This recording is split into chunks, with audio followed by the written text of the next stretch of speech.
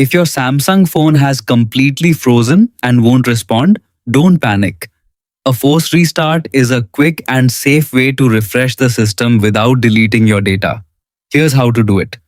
Step 1. Find the correct buttons. Look at the side of your Samsung phone and locate the power side button and the volume down button. You'll need to press both of these together. Step 2. Hold both buttons together. Press and hold the power side and volume down buttons at the same time.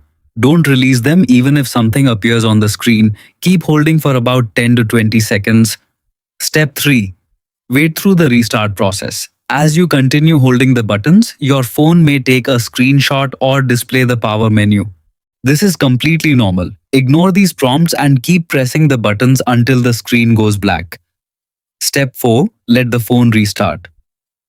Once the display turns off, keep holding for another moment until the Samsung logo appears. When you see the logo or feel a vibration, release both buttons and wait for your phone to finish starting up. A forced restart doesn't erase your photos, apps, or personal files. It simply refreshes the device and often fixes temporary freezing or system glitches. If your phone still freezes frequently, try updating the software, clearing unnecessary storage, or restarting it regularly to improve performance. Hopefully, your frozen Samsung phone is fixed. Thanks for watching and don't miss our upcoming tech tutorials.